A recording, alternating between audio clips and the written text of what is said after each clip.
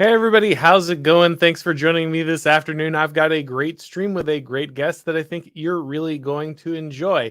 So, I know a lot of you have heard the history. Of course, we all know it from our high school classes, right? We had the revolution, there were these high taxes, a tyrannical king. The United States fought back, won its independence, and then it jumped directly into the founding document, the Constitution, which separated powers and made sure that the government would never consolidate into some kind of overbearing total state, right? Except, of course, that's not the history. There was an entire period where the Constitution did not rule our country, where we had another document, the Articles of Confederation, and there was a whole different rebellion that took place inside the United States before we got our Constitution. So, we're going to be diving into that today. We're going to go ahead and get to that important back history that many people are not aware of. But before we do that, let me introduce you to my guest today. He is returning. He is one of the smartest guys when it comes to history, and he is here to help me unspool this whole thing. Ryan Turnipseed, thanks for joining me, man. Thank you very much for the introduction. I'm flattered. Also, very happy to be back here again and talking about history and not other subjects. Yeah, absolutely. Yeah, I figured you could use this one. You did such a great job with our MLK episode that I knew I wanted to go ahead and dive into this with you. So we're going to be talking, of course, about the Constitution and whether it was actually a coup, whether it was actually a coup against the existing government of the United States. What do we think about that? How did all of this come about? So, like I said, many of you might already be familiar, but I think even more of you might be surprised to find out that the Constitution was not our first document. It was not the first document that governed the United States. The Constitution, of course, is the Constitution of 1790, but the American Revolutionary War is over in 81 or 83, depending on how you want to look at it. And so there's a whole period between the time of the end of the Revolutionary War and the ratification of the Constitution where we are ruled by another document called the Articles of Confederation. So, Ryan, let's go ahead and jump in. What was the Articles of Confederation? How did it significantly differ from, say, our current understanding of the Constitution? Right. So that's a pretty heavy question, and then you'll get a different answer for each different historian you'll ask. But there's the way that I would usually view it. If you look at the development of the East Coast colonies, by the time they're first settled to the Revolutionary War, each of them are very different. They have different interests, they have different classes that people would organize into socially and economically, different economic productions. So the North was very separate from the South, which would later develop in our history come the Civil War. And different states were much larger or much smaller, depending on their charter or their official borders. If you were going to unify these separate entities into a country after this war, during the war, you're going to have either the world's greatest negotiator or a godly document to satisfy everyone. Neither are really possible. You can get pretty close to both. But what we ended up having was a confederal document, the Articles of Confederation, which some people would say that the more nationalistic northern elements were using it sort of as a stopgap. You would take this Articles of Confederation that had a sort of federal advisory committee, if you will. So there was sort of like a central government. It just had almost no powers at all. It was more advisory. You had delegates from each of the different territories that would go to represent their constituents or their state in this advisory committee. But ultimate and actual power was on each of the state governments or each of the territorial governments. So nationalistic elements could have seen this as sort of like a stopgap measure, keep the whole country together, and then progressively amend it as time goes on. More, I don't know what you would call it, liberal or anti-nationalist or colonial elements, if you will, harkening back to the more colonial style of governance, would have viewed this as a more ideal document because each of these large states in the South and the Mid-Atlantic did not have to be beholden to some extra governing body that was that would look closer to a British imperial government, just closer to home.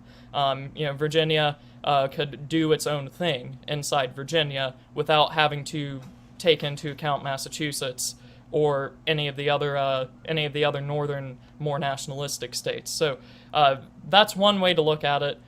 If you were wanting to look at like historical continuity, it much more closely reflects how each of these colonies developed. So if you were to go back to the early 1700s, late 1690s, and propose the idea that each of the British colonies in the east coast of North America outside of Canada would be in one entity, it would be absolutely insane. You had the Carolina colonies, which looked more feudal in their establishment. That was quite famously their founding constitution was written by John Locke to enshrine a very rigid aristocracy. You had the puritanical charters in the north, which were like night and day compared to the mid-Atlantic or southern aristocracies. You had the famous Virginia planter aristocracy that would produce our anti-federalist elements like Thomas Jefferson, which I'm sure we'll get into in some capacity. This Articles of Confederation sort of kept these differences between each of the colonial governments going into an independent government, while still uniting them under sort of like a defense treaty, if you will. They would defend each other, pay towards some sort of a common fund as they deemed fit, but they could keep their peculiarities. That might be a good summary. Maybe I left something out there. No, that's a good way to start. Yeah, I think it's essential for people to understand that this dysfunction, like you're talking about, more is a defense treaty between these different kind of quasi nations rather than one unifying document that was going to create a large or powerful country. It, of course, has some huge differences. There's really only one branch of government. There's really only a legislative branch. There are no national courts. There is no executive. People don't realize that. Yes, George Washington's technically your first president, but that's only because there is no executive up until that point. There's a president of the Congress, but he doesn't really have executive power in the way that we think about it. There's also no way really for the states to adjudicate a lot of their differences. There's no court that can like decide between borders or other issues of states.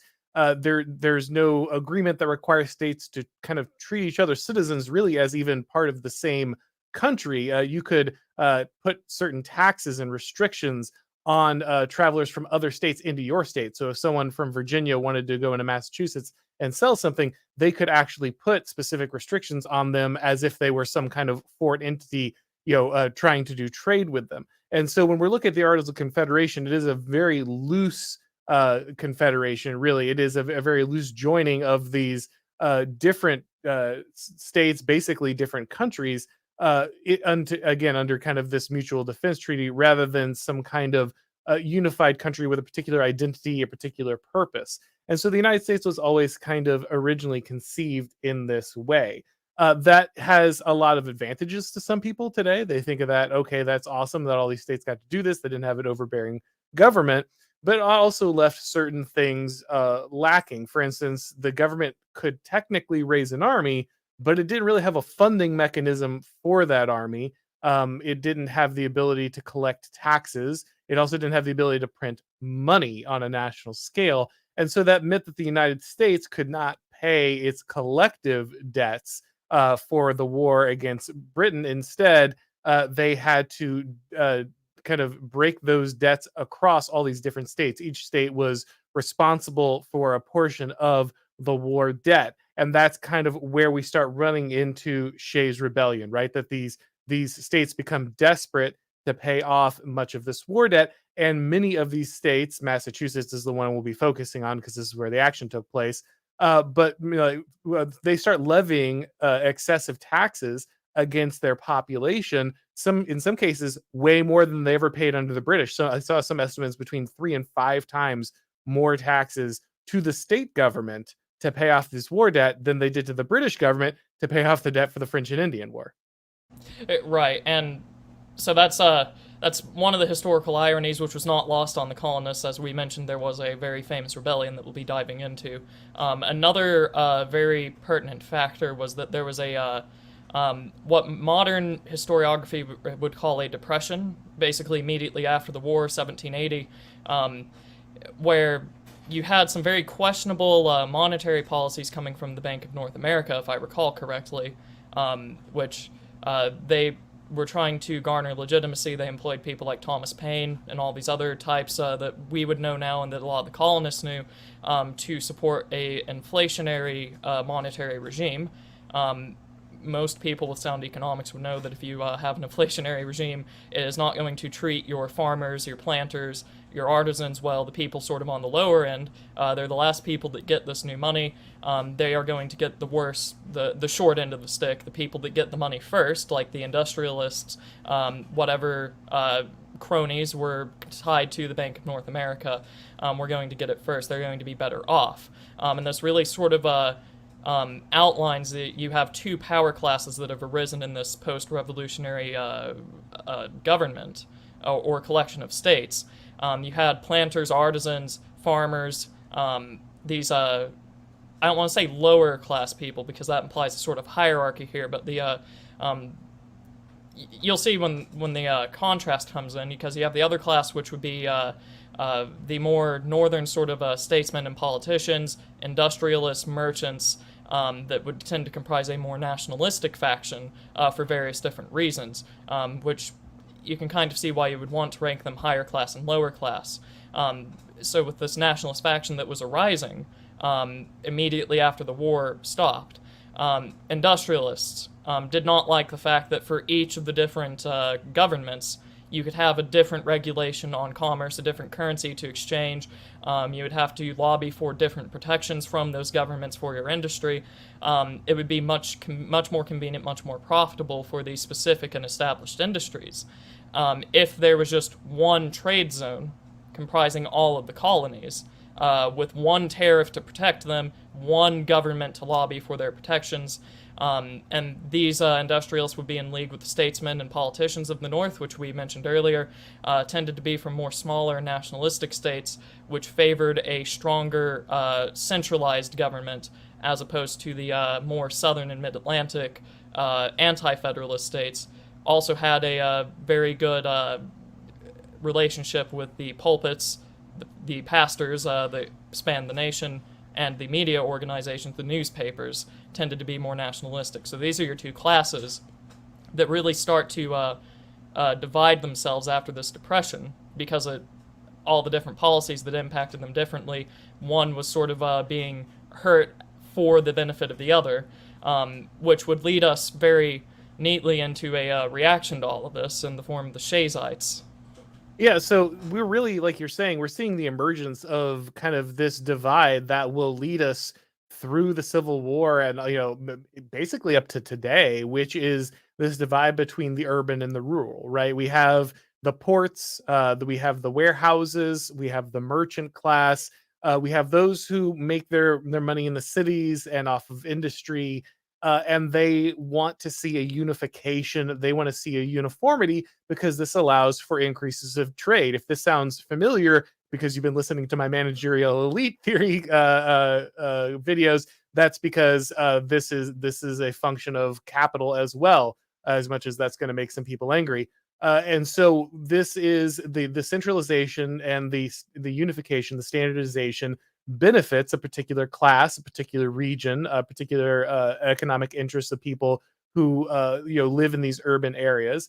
And the farmers have a much different interest. The rural populations have a much different interest, and they don't want to see this happen the same way. Now, on top of the fact that they're already paying taxes, many of these farmers were, of course, soldiers in the Revolutionary War. They came back after years of not being able to work their farms, or leaving it only to their wives or their young sons to work the farm. Many of them had to deeply leverage themselves in order to maintain ownership of the farm, to pay, and as Ryan pointed out, they also received the lowest benefits of new money coming out of these banks that they were leveraging themselves to. And so a lot of them are seeing the fact that basically we went to war to go fight against taxation without representation, tyranny, these people who are forcing us to lose our livelihoods. And now I'm paying 3-5 times more taxes so that this rich guy over in Boston can make sure to make his money, they can pay back his debts. That doesn't make any sense. So these guys who had just gone to war over taxes are now being heavily taxed. Now, on top of that, some states like Massachusetts passed the Currency Act. The Currency Act requires that all of these debts that are paid to the government now need to be paid in hard currency. They need to be paid in gold or silver. They can't be paid in paper currency. And so farmers who are already very unlikely to have gold and silver at hand anyway can't even use the paper money that they were largely paid with for military service, if they were paid at all, in order to pay back their debts. And they can't use the products of their trade because barter is still very heavily used at this time, because again, there's not a standardized currency. And so they are even further behind the eight ball when it comes to trying to pay these things off. And of course, these guys say to themselves, well, we just fought a war over this. Why don't we go ahead and use our right to go protest? Of course, again, guys, there's no Bill of Rights yet, so they wouldn't have said the First Amendment, but they understood the idea of asking for redress of grievances through protest. And so these guys go and they decide to start protesting by shutting down the courts, because the courts had to basically go through a legal proceeding to foreclose on the farms if they didn't pay their debts. So if the government wanted to seize the farms, they had to go ahead and go through this. And of course, when these guys are protesting, they're not just some guys with signs. These are literally soldiers who just went to war recently. So they're showing up with bayonets and rifles. Right, and so if people just want some sort of hard currency for just what was the situation like at the time for taxation, war debts, foreclosures, and all this other stuff, post-war, the Massachusetts wartime debt, it went from about 100,000 pounds near the start of the Revolutionary War to about 1.5 million pounds at the end, which is a absolutely gigantic number for the time. And this would, in turn, mean, as we said beforehand, there's no central agents, there's no central government, there's no central executive. This tax collection fell onto the state governments, and however they were organized was how they would collect, which meant these Massachusetts courthouses would entertain most of the suits for debtors, for foreclosures, for whatever else, delinquency and whatnot, whatever would come about. So, just for instance, 1784, Massachusetts was still suffering from this extreme depression. Another thing that we might want to touch on just briefly is that during the war, most of these northern industrialists had greatly expanded their productive capacities beyond what might be economically sensible, which meant that a lot of these state expenditures and protections and whatever else that were hurting these more rural interests were going to protect these overbloated industries that were still a holdover from the war. That didn't sit well, and this tax burden, as we mentioned, did not sit well with the rural interests, especially after they had been fighting for so long. So in the Worcester County of Massachusetts, 1784 alone, there were 2,000 suits for the recovery of taxes and other debts. That's, once again, 1780s, Massachusetts County, right after the war, and there's already thousands of suits being leveled against people to procure war debt, basically, because these people are unable to pay taxes. That's an absolutely insane number for just getting out of a war during an economic depression for a state whose policies heavily favored industrialists at the expense of farmers.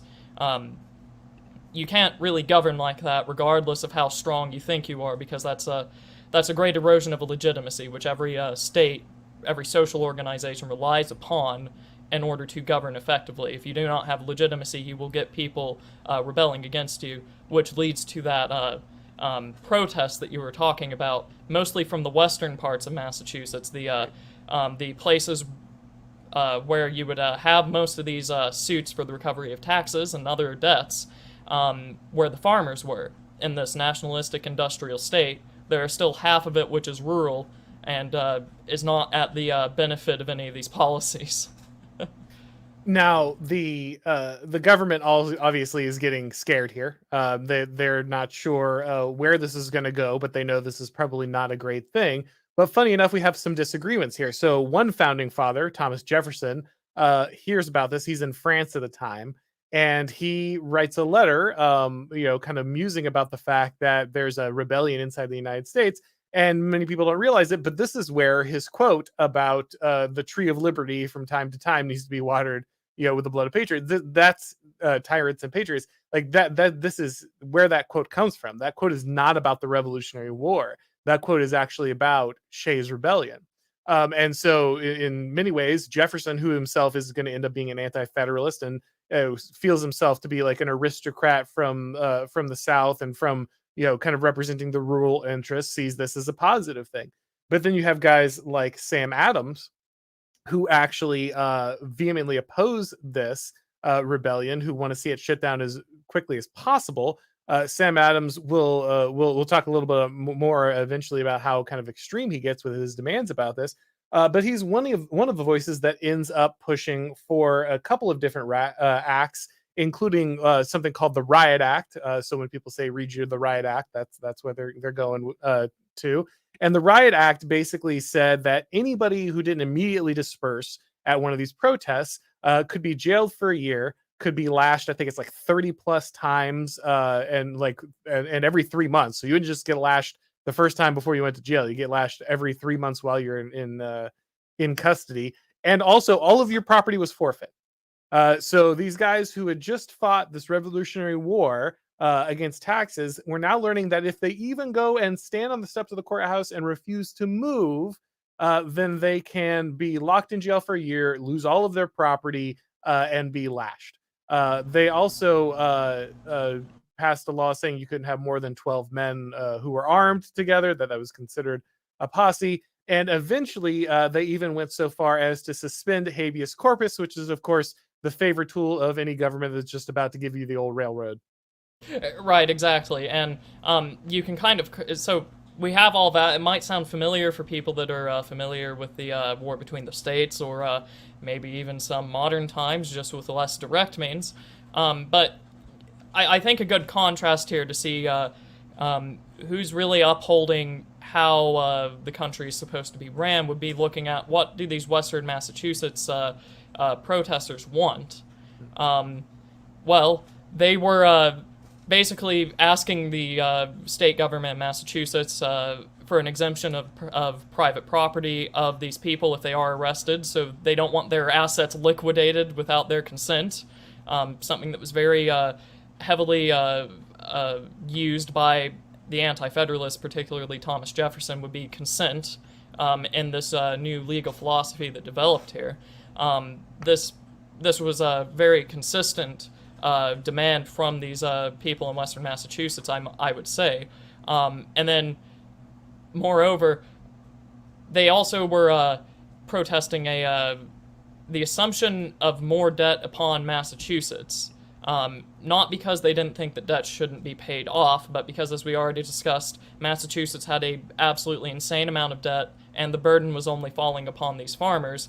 And every time that Massachusetts would incur some form of more debt, they would up polls taxes, estate taxes, or something along those lines, taxes that very obviously will harm these people out west, not necessarily the people closer to the coast, who would be the industrialists, that other more higher class power group that we discussed at the beginning. So whenever they had habeas corpus was suspended, whenever they had all of these different very suppressive actions taken against them, that sort of exacerbated this whole thing, because now support for these Shaysites, as they would later be called, still in the protesting stage, not exactly a full-on insurgency, would spread beyond just the western part of Massachusetts, because it didn't set well with most people, regardless of whatever power group you were in, that the state was taking on more and more debt, was protecting one specific sector of its economy, and was basically just shafting everyone else out west. You don't have to be a farmer or a planter to see that this is unjust, especially after, as you mentioned, the entire rallying cry for this almost decade-long war was no taxation without representation, and here you had these people who fought for that coming home, getting their estates foreclosed upon. So that's the this is sort of like the reaction that you see. They go and protest. The government just goes down even harder against them, and this might be a downside of the Articles, if you will. There is nothing stopping Massachusetts from doing this. If Massachusetts wanted to, so long as it was still technically a Republican constitution, they could have completely eliminated any redress for these Western protesters. So that we could get into the basic political philosophy there. I don't know if you want to, but it's just some one downside here. In theory, if you didn't like it, you would leave for another state, but that's not exactly the best solution if you've been there for over a century at that point and you've developed your state. So yeah, this is always the problem with exit as the solution, right? Is assuming that people can just pick up and go. Yeah, that's what it sounds like. Vote with your feet sounds great. Maybe as modern people who aren't terribly rooted to our land the way that a farmer was, and can get across state lines in a matter of a few hours, that sounds like a pretty feasible thing. But for somebody who makes their living in the dirt, who would have had to make an arduous trip to make this move, and would have basically had to rearrange their life to do this, it's not that simple. And like you said, this is becoming very unpopular, which is why the governor here runs into a big problem, because the United States doesn't really have a standing army at this point. There's really only a few hundred guys that they even have the option of wielding. That many of these protests are literally larger than the U.S. Army at this point. And so the governor decides that he wants to have a kind of a state militia to protect this. So he attempts to go to the Massachusetts legislature to kind of levy this militia. But it turns out that most of these politicians understand how unpopular throughout the state these measures are becoming, and most of them don't want to risk their own kind of hide in their elections, and maybe even their safety if they're putting themselves out there to raise a militia. So the governor actually fails to raise a militia to stop kind of these protests.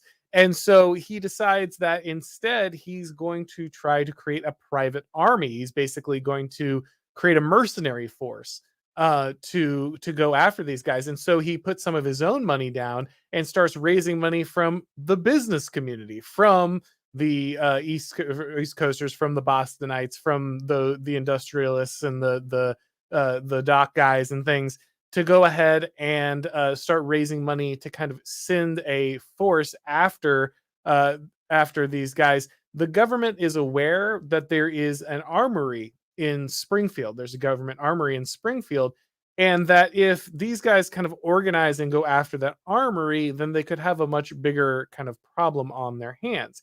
And so to go ahead and meet this challenge, the governor, it takes him a while, but eventually he is able to kind of raise the funds and create this mercenary force to kind of go and try to stop what is quickly becoming a paramilitary organization under Daniel Shay.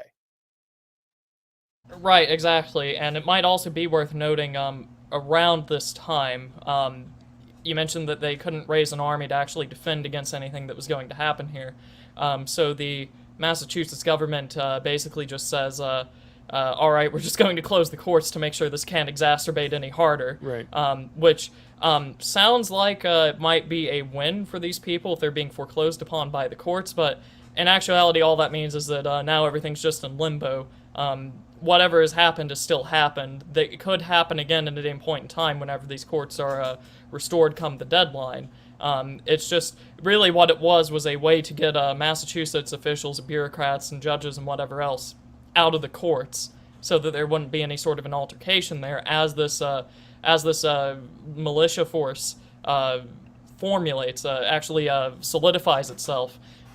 So this is also where we start seeing our leaders form whenever these people actually arm and organize in whatever ways they can, which would include our Shays, our great debtor from was it Pelham or something like that, or Pelham? Yeah, Pelham.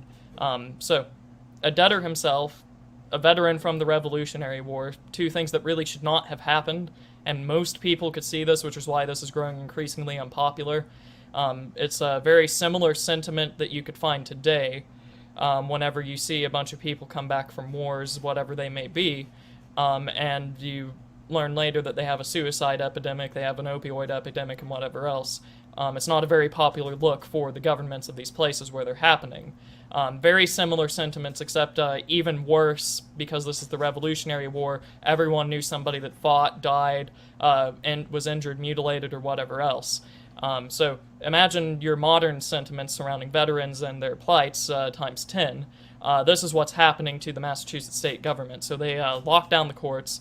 These militias start getting their own leaders. And what do these Massachusetts courts do? Well, they start, or these the Massachusetts government do. They start throwing around the ideas of offering concessions, token concessions to these organizing militias before they do anything, in hopes that they'll stand down.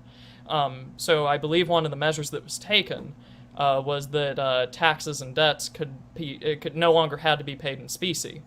You didn't just have to pay in gold or silver; you could pay in commodity, which was kind of like it's kind of like putting some sweetener in like rat poison before you force someone to eat it, because you still had revocation of all these rights, right to a trial by jury, habeas corpus, the freedom of the press was completely destroyed, something that most of these people supported.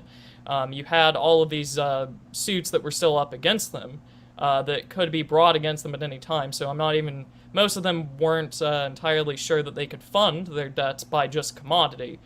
So it was a pressure release valve, if you want to think of it that way. And there were a few other concessions given as well that don't come to mind immediately, but that was the big one. They did not stand down, by the way.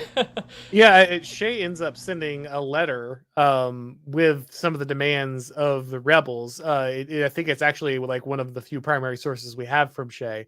But his demands are more in line of, hey, you need to move the courthouse from Boston over here to Springfield, so it's actually somewhere near our actual, so we can actually get judges and juries and such that are actually interested in our cause and familiar to our locality. He also, funny enough, suggests, hey, you guys love paying off war debts with all the backs of the farmers. Why don't we just end up selling Boston Harbor? So that's one of his demands, is that they sell off some of the East Coast assets of Massachusetts in order to pay for this. So it's very clear that this was not going to get solved by some kind of small concession one direction or the other. And so we start seeing the kind of the formation of this paramilitary. Daniel Shay, like he said, is a veteran. I believe he's a colonel, but I'm not exactly sure. There's also two other veteran military officers who are leading. They kind of break this into three divisions of the Shays Rebellion. Remember, these guys aren't just random farmers with pitchforks. These are all, the majority of them are Revolutionary War veterans. These are people who have drilled, they have fought in significant battles, they have faced a far superior military, and so the government is right to be worried about these people. It's not just the backwards yokels coming at you with whatever hunting rifle that's sitting around. These are guys who are trained, they're drilled, they're veterans. They're led by military commanders who have a significant amount of experience. They're well respected. And so they kind of start marching on this armory. The government, correctly guessed that would be the target, because the private military, the kind of the mercenary force, has the advantage of what you'd guess for a hired military. They have the advantage of arms, right? They have the advantage of having artillery and more sophisticated arms. Even though the veterans themselves are well practiced, they still don't have that level of arms superiority, and so they're hoping that by raiding the armory itself, they'll be able to kind of go toe to toe with kind of the force that has been brought by the Massachusetts government, or rather by the governor, kind of through this mercenary force. But they end up not getting there in time. One of the battalions or units does not reach the armory in time, and it ends up being seized by the professional military force and not the rebels themselves. Right, and it's also around this time as well that we start the paramilitary starts actually naming names of people that they oppose. Like they actually solidify who they're up against. So on top of the very nationalistic governor of Massachusetts at the time, is it Baldwin or something like that? I want to say starts with the B. You also have a reverend and a other Revolutionary War veteran that was both were very big in Massachusetts politics. Both were sort of on this the higher class power group. All three of them were advocating for the policies that led to this, but that the fact that they were targeting a reverend, a minister, it shows something else here. These nationalistic groups tended to be very pro-clerical. The anti-nationalistic or the anti-federalist groups tended to be very anti-clerical in a very traditional American fashion.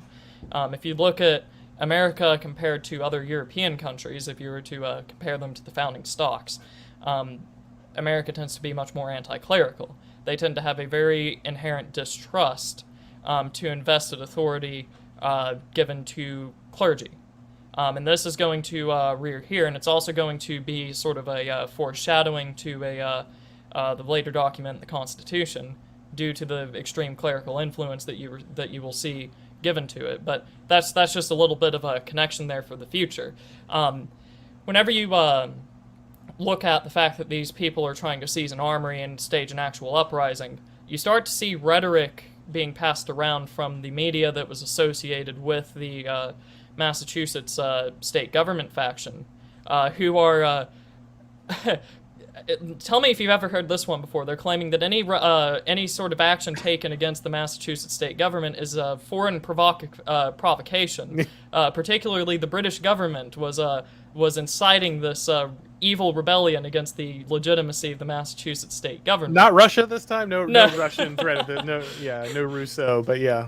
Right. So this is something that happened. It didn't really catch on because there was no proof at all, and almost certainly was not the case. But that was a card that they pulled here. And while it was still new, while it was you didn't have to provide proof, just the fact that it was suggested was inflammatory.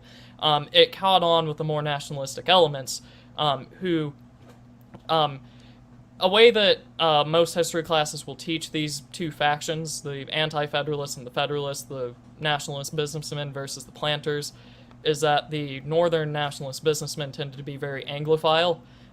This comes about later, and it's in terms of government structure and not necessarily in terms of geopolitics. So these nationalists in the north could very well claim that it was Perfidious Albion, to use a anachronism, that was inciting this rebellion in the western Massachusetts region, while still being more amenable to a sort of more British style of government. One that would be much more aristocratic in nature, because that would protect their interests. That would protect their economic and political interests. So you see these interesting forces come into convergence here: clericalism versus anti-clericalism, the nationalist versus anti-nationalist that we've been discussing, and then also now sort of like a foreign policy issue, if you will, pro-British or anti-British or neutral. All of these things sort of come up here, spring to the forefront. They had been in the background for so long, and now it's actually coming up to the surface. So, with the failure to kind of seize the armory, the Shays Rebellion kind of falls apart. The mercenary force has those weapons in hand, and what we see is Daniel Shay ends up fleeing Massachusetts. He comes back later here because John Hancock actually becomes the governor of Massachusetts, and he does so by running kind of in favor of maybe not the rebellion itself, but sympathetic to understanding. I don't think that's really where Hancock kind of fell in this, but he knew it was good politics at the time. He knew what was popular and what wasn't. He knew where the votes were, and so he kind of ran on this promise of pardoning the Shayites, and Daniel Shay and the rest of the veterans who had been part of this rebellion end up getting pardoned. Now, funny enough, I told you we come back to Sam Adams. Now, Sam Adams is furious about this, and he actually demands the execution of these rebels, which is funny because we're just fighting against. He's a rebel just a few years earlier, when it was in his interests, and he was a big fan of that. And really interestingly, his logic on this, the reason that he thought that this was okay to rebel against Britain, but not rebel against the government of Massachusetts, is he specifically said, I can understand why you would pardon a rebel against a king, a monarch,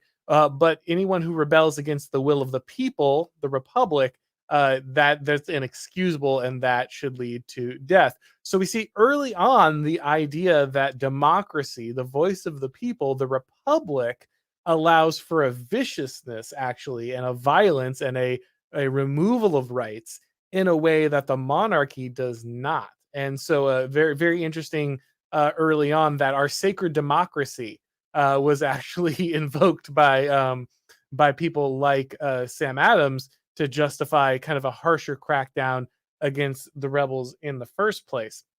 But obviously, oh, sorry, go ahead. Oh no, and I was just going to say very quickly, this crackdown wasn't just limited to Massachusetts. They enlisted other state governments nearby, particularly Connecticut, to help stamp out remaining guerrilla forces. And then the only place that took in these rebels was an independent Vermont that was still independent at the time. So this isn't like he's saying it's not like something bad happened and he's just being particularly inflammatory. Like, they're preparing for a guerrilla war to be waged in the west of Massachusetts that requires a multi-state coalition to deal with it. And then, Vermont is sort of hampering that. This is a declaration of war against guerrillas is really what it is. Yeah, and so what we see here, obviously, is kind of those vested business interests panic, right? Now these guys actually end up, funny enough, the private militia that was originally funded by kind of the businessmen, the merchant class, the industrialists in eastern Massachusetts, ends up getting paid for out of the tax money. They end up getting reimbursed by the state for funding the mercenary force. And so even grosser than the massive taxes that were leveled on the farmers, those taxes went to pay the military, the private military that eventually was sent to shoot them. So they paid off their own Pinkertons with the taxes collected by the very farmers they were going to kind of put down and stop the rebellion with. So obviously this starts leading us towards the Constitution. Now, again, most people think of the Constitution as the great restrictor of government power, the great, it's separation of powers. We're holding government, we're keeping it from expanding. We're using all of these different mechanisms and checks and balances to make sure that it's that it's not going to consolidate power. But in fact, the Constitution is created to consolidate power, to create a government that would be able to put down rebellions and protect the interests of merchant classes and in developing industrial classes inside the United States.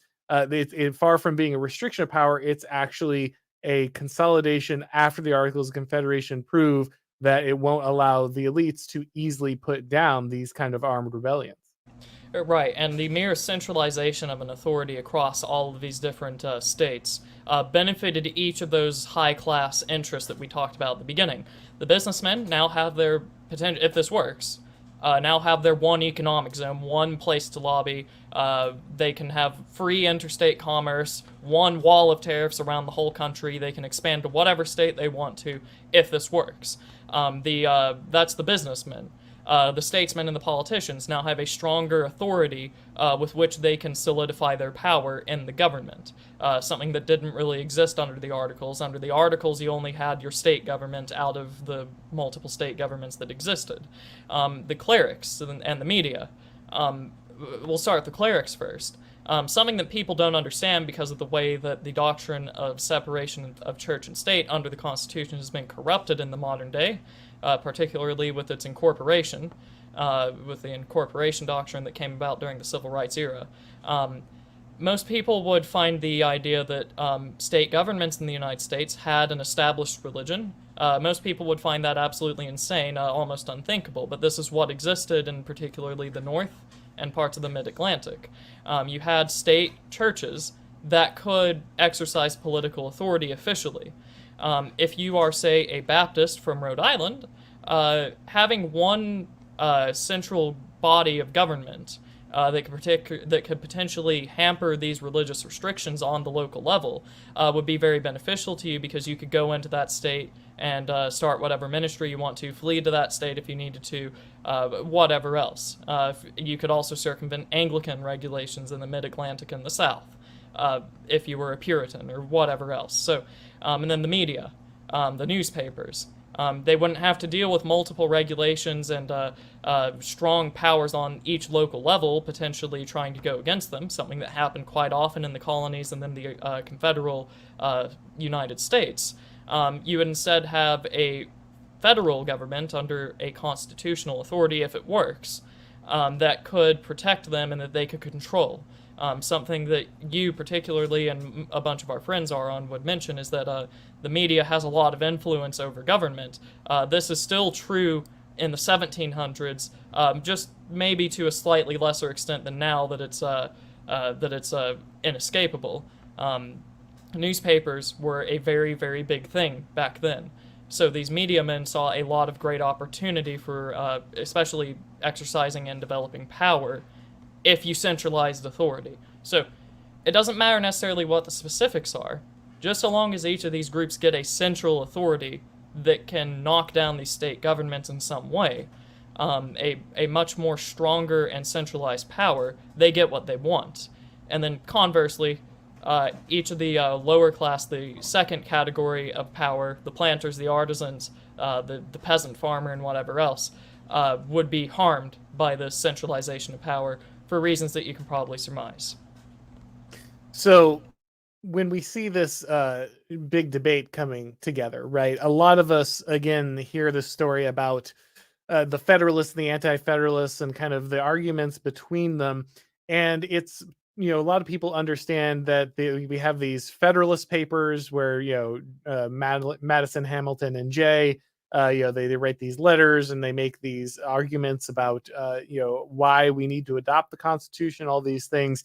And most people understand this as a dynamic where they kind of use these superior arguments to kind of persuade people into this. But in fact, most of the Federalist Papers didn't really have that much reach, right? They didn't really actually do a whole lot when it came to compelling people one way or another to sign on to this Constitution. Right, and if you are looking in how this Constitution was established as a legitimate authority, the best summary answer that you can give is that it wasn't. It was just kind of imposed and you were expected to go along with it, regardless of whether you support it or not. So whenever history classes, historians, pop history, tries to explain that everyone saw that these Articles of Confederation were inefficient, they were going to drive the country farther apart, they weren't going to defend themselves properly, the government was dysfunctional, everyone saw this, and so we needed a strong central authority. That is, at the very best, a half-truth, and at the worst, a flat-out lie, because this confederal structure of government was actually popular with people in which the state governments were competent and weren't doing what Massachusetts did, basically. When you look at all of that, this sort of popular history is a complete lie. There is no really legitimate way that this was established, and I'm sure we're about to get into that. It wasn't like some letters campaign in a classic English liberal style where people are standing on street corners and espousing the virtues of centralized government.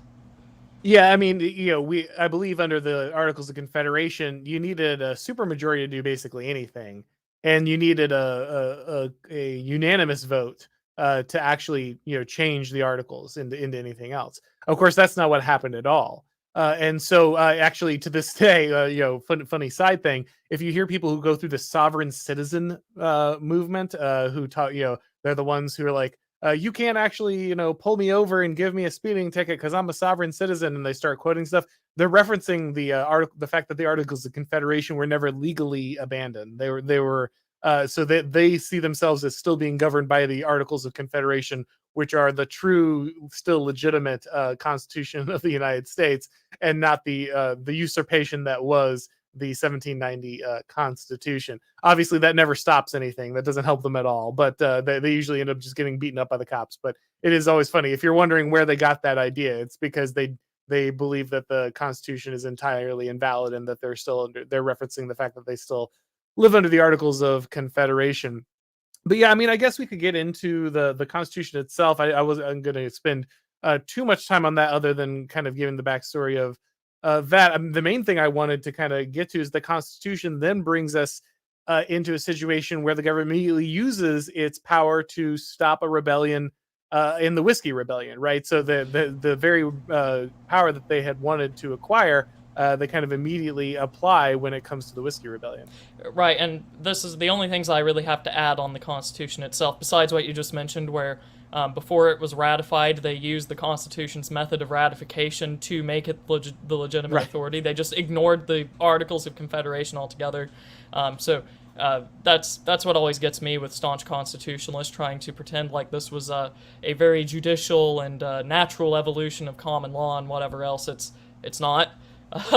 But something that you see that's very interesting, and if you Albert J. Nock has a very good chapter on this in Our Enemy the State as the book.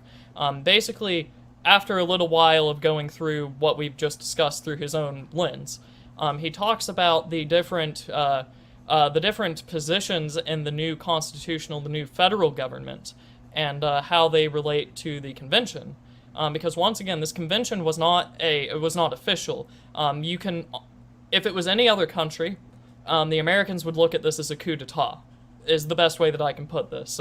If this had happened in any other country where famous statesmen, businessmen, merchants, and clerics all got together in secret because what they were doing was illegitimate and established a new government and just went along with it, most historians would say this is a coup d'état. I mean, they just kind of appointed George Washington president, right? Like, it wasn't even a vote. And this is something interesting. George Washington was supposed to be like the leader of that convention, or the chairman, if you will. If you look at all the different, I'll see if I can find specifics, but I encourage people to look at this work on their own from Albert J. Nock.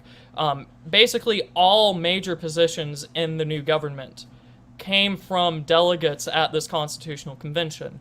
I think it's like 2/3 of the new senators were present at the convention. Same thing with the majority of the new House of Representatives. The major departments within the executive branch were, I think, like 3/4 of them were staffed by people that were present at this convention. George Washington, as we just mentioned, was the chairman. So this is, for all intents and purposes, a coup by these nationalistic interests, these business, clerical, media, and statesman interests that dominated particularly the North. So this is what we're looking at, which means that whenever we see a whiskey rebellion over an excise tax pop up immediately afterwards, we can kind of already predict the results, but we'll get into it, I think, right? Yeah, I mean, again, we don't have to get heavily into it, because I wanted to get to the question of kind of our stream as well, but I guess you kind of already answered it to some extent here.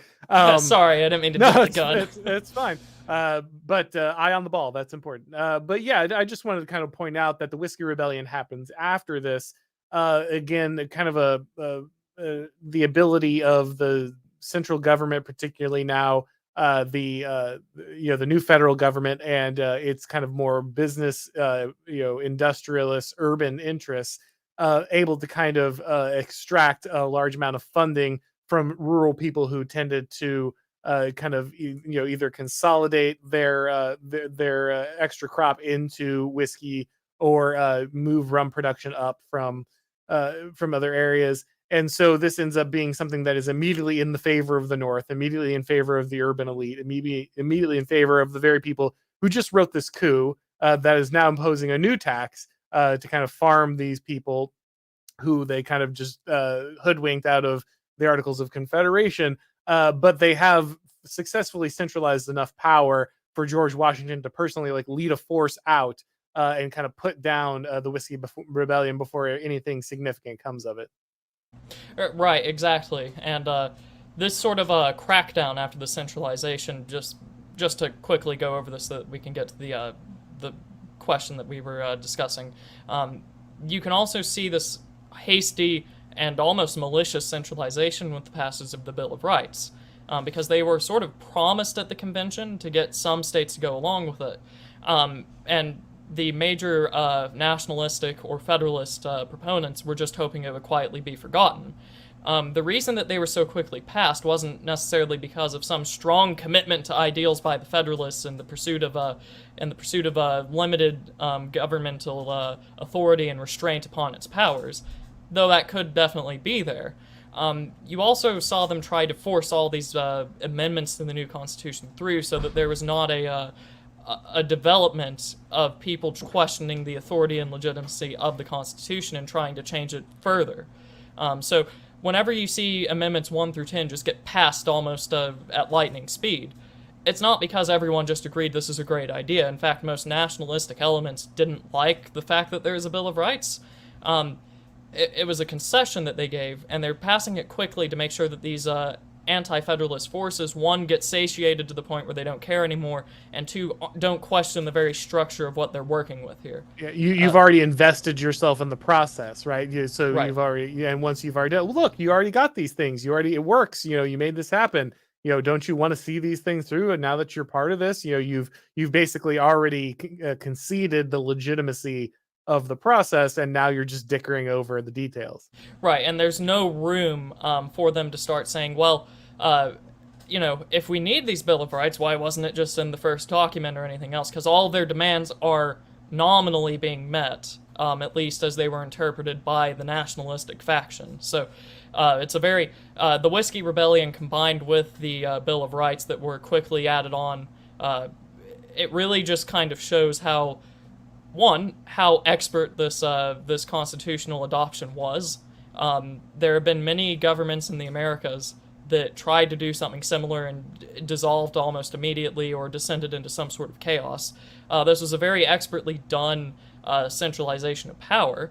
But to comment on the moral efficacy of it after you just fought a war of independence against the centralization of power without having some sort of representation, and you had just the country had just been taken over by nationalists or federalists who were trying to centralize power and take as much representation away from these interests that were opposed to them. Obviously, is not. I don't think it would take a strong Christian to say that this is immoral. They had basically lied their way through a revolution in order to advance their interests, and now they had taken over the country, and they started to erode away the unique peculiarities of these state governments, which is something that you'll see throughout American history. The farther back you go, the more distinct each state looks. North Carolina and South Carolina are different from each other quite extremely, and very much different from Massachusetts, Rhode Island, and Connecticut. But after you get to like the 1890s or so, they've conglomerated into this sort of power block because they have to under the new centralized government. It really destroys these local identities, which might also be another moral mark against them, but that's something for another time, just to sort of add on to what we were discussing here. Oh, 10th Amendment, you were always a lie. But yeah, so now I want to get to the question of the stream. Was the Constitution America's first coup? Now, you already kind of said if we saw this in any other nation, we would say yes. So I guess the question I want to go beyond that, though, and I think this is where it gets interesting with kind of the political theory and power analysis. Was this inevitable? Was this centralization of power inevitable? Because it's really easy for us now looking at what has become a global empire and say, yeah, we should have just stuck with the Articles of Confederation, because then, each state could have done its own thing, and there never would have been this centralization, and there never would have been this drive for conquest, and we wouldn't currently be ruled by the Pride Mafia, DOD, thing that's going on now. But if they hadn't done this, then it would have been 13 weak countries that would have been constantly interacting with larger European empires who were very prevalent in the area at the time. And would there eventually have been a situation where America, basically as smaller states, would have just fallen under the influence of other powers, not been able to defend itself, not be able to kind of assert its own dominance, or kind of what do you think the fallout would be had this not happened? Right. So before we get into the what if, there's a Yeah. great historical irony here, because as you mentioned, if we had kept the Articles of Confederation, it's not very likely that we would have expanded as much as we did, Right. because you had the Northwestern treaties and whatever else that had pre-existed the Constitution, so we had already expanded quite a lot. But there's not really much of a mechanism or a way to go past that if this is your goal, which was definitely the goal of the more anti-nationalistic, anti-federalists, as they because of their interests, their ideals, and their political philosophy, were always looking for some form of expansion. You could see this live on into the what would eventually become the Democratic Party into the 1850s, which would explain your Mexican-American War, why it was started by, or regardless of who started, why it was prosecuted by a Democratic president under the guise of manifest destinies, because this is what that political philosophy leads to. Ironically, they were supporting a mechanism early on in their progenitors, the anti-federalists, that would not really have allowed that. Right. And same thing on the opposite end, the federalist nationalistic faction would collapse after the War of 1812, basically, and re-coalesce eventually in the Whig government, which quite famously was very isolationist, very sort of developmental, very non-manifest destiny in their political philosophies.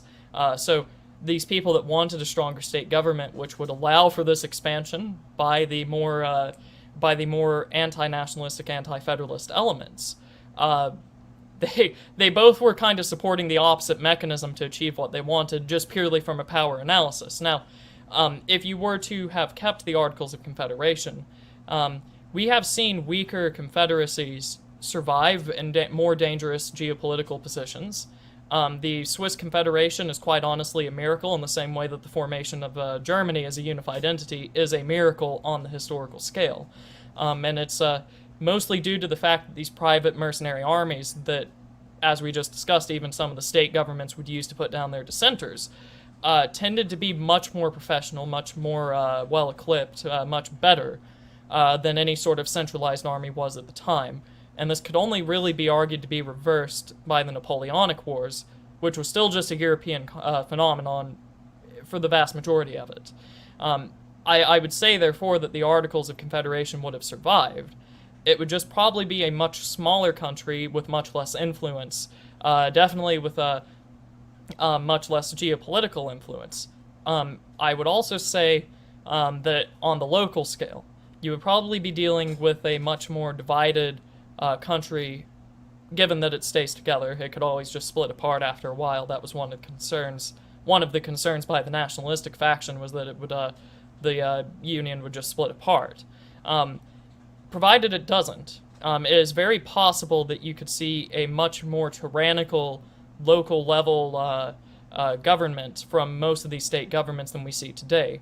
So instead of having one very rainbow-colored State Department or whatever else, trying very weakly to exert itself over all 50 states very poorly, while meeting local resistance in the limited ways that we still allow that, it's very possible that you could see one extremely rainbow-colored, like, northeastern block of the country, and one very non-rainbow-colored southern block of the country, or whatever else. Some people may desire that. It does leave up to question, what about the people in the Northeast who would have opposed that? Most of these people in Western Massachusetts are probably not the heritage stock and the philosophers that would lead to that rainbow revolution that we see in our country today. They would probably find more commonality with the red staters that we would have today. If you could imagine it that way, of these people leading down the line to these ideas and different governments that we see right now. Most of these people in Western Massachusetts, the Whiskey Rebellion types, despite the fact that they were under more nationalistic regimes that would have, given enough time, solidified their control almost absolutely, if they wanted to, they probably would not have desired this. So they would either be stamped out, brushed out, or they would have to go along with it. It's a very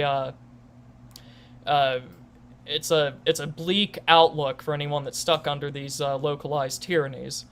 So it's really a question today, which is more desirable, a country where half of it is potentially more free, but the other half is just left to rot, or what we have today, where everyone kind of goes along with this together. You don't have as much local self-determination, but what you do have is a much weaker central authority just due to the scale of the whole thing. It's much easier for us to organize now under this government and oppose a central authority all the way in Washington, D.C., trying to exert its influence over what's effectively a foreign population in the red states, than it would be for one small localized resistance in, like, Massachusetts, trying to oppose a much more well-armed and organized state government with little to no help from the outside. So those are your the two things you can pick from there. I don't honestly know which one I'd accept. I feel like the present situation in which we find ourselves today is more favorable to a cause that is supportive of liberty and tradition, just from the simple fact that your centralizers of the state, the centralized federal state, are incompetent, and they have really extended their reach probably farther than what they can effectively administer. Yeah, it's always difficult kind of speculating on those counterfactuals, those hypotheticals, but I think those are all excellent points. And I really do think that it's important for people to realize that either way, we would have faced kind of the issue of centralization and globalization. Those forces would not have simply not existed if it was not for the kind of unification of the United States or more centralization of power under the Constitution. So is the Constitution a coup? Yeah, kind of. Yeah, pretty much. But did it necessarily make the country for the worse?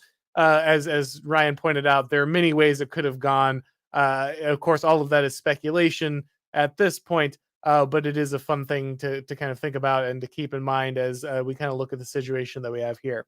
All right, guys. Well, I think we got to everything I wanted to hit. Before we start to head out here, Ryan, is there anywhere you want people to look? Any work that you have coming up? Anything you want people to look at? YouTube, Twitter, any of that? So I do have a Twitter account. There's quite a few other developments that have been happening there in other spheres of life than U.S. history. At Turnip Merchant, and it's also the screen name that pops up is Ryan Turnipseed, which is the name that you should see here. Find me there. I have a pinned thread if you want to catch up on some of that, some of those other developments that have been happening in the more religious sphere of life. And then I have a YouTube channel also under Ryan Turnipseed. I used to have a weekly Saturday morning stream that I've since discontinued. It'll probably be restarting very soon once I get back from some of the summer travel that I have to do. It focuses on religion, social policy, politics, and whatever else that catches my interest and the interest of my guests.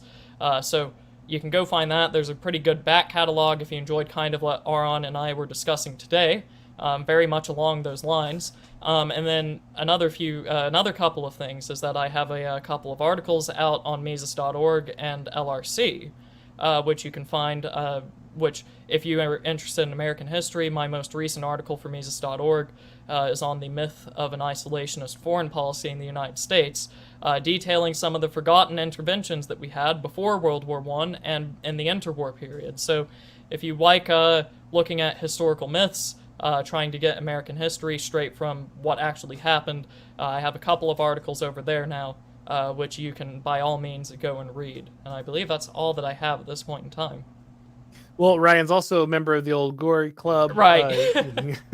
Sorry, I have so many things to chill now. The Old Glory Club is a great collection of friends. If you have been paying attention to Auron for any point in time, you will see some familiar faces over at the Old Glory Club. It is a group of heritage Americans fighting for their interests, at least in the intellectual sphere at this point in time, with more plans going forward.